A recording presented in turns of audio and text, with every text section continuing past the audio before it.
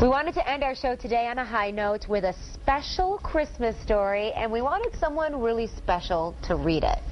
So we came up with a lot of names, but we wanted someone who's well known in West Michigan and someone who is admired. And someone with a kind heart who epitomizes the spirit of giving. So here's Fred Meijer reading "'Twas the Night Before Christmas." It was the night before Christmas when all through the house not a creature was stirring, not even a mouse. Did you see that mouse there? No, there isn't one.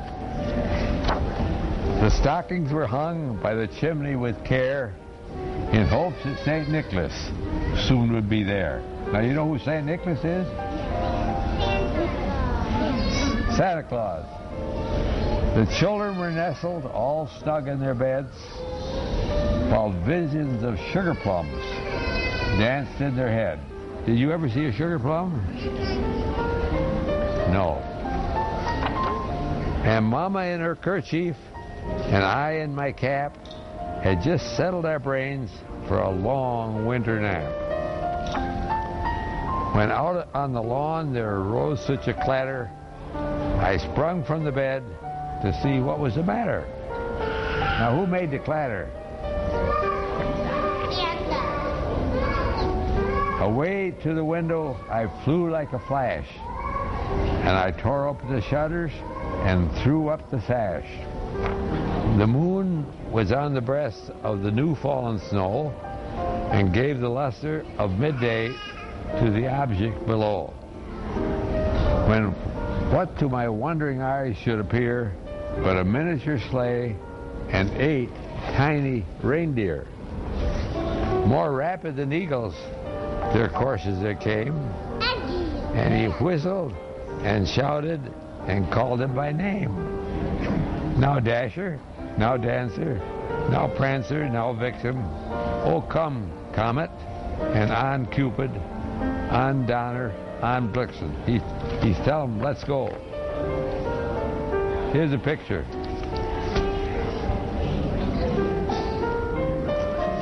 See, I see all the pictures. You don't get to see them all. To the top of the porch, to the top of the wall. Now dash away, dash away, dash away all.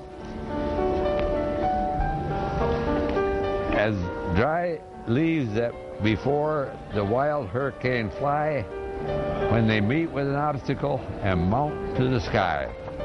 So up to the housetop, the courses they flew, and with a sleigh full of toys, and St. Nicholas too. And then in a twinkle, I heard on the roof the prancing and pawing of each little hoof. What's a hoof? Foot, you bet your life. I drew in my head and was turning around, and down the chimney St. Nicholas came with a bound. Suppose he got stuck in the chimney with his fat stomach? He was dressed all in fur from his head to his feet.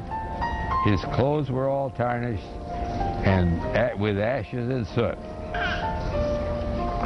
A bundle of toys he had flung on his back, and he looked like a peddler just opening his pack.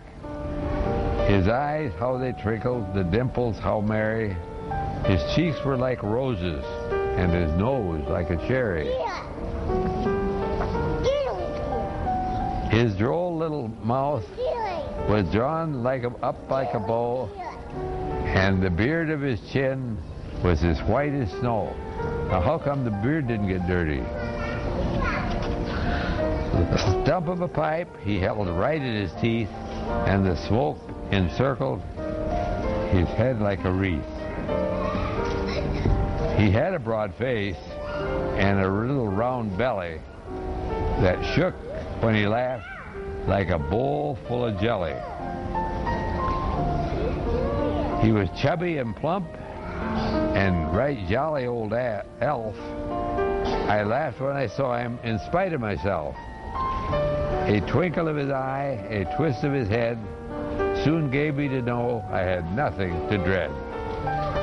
He spoke not a word, he went straight to his work.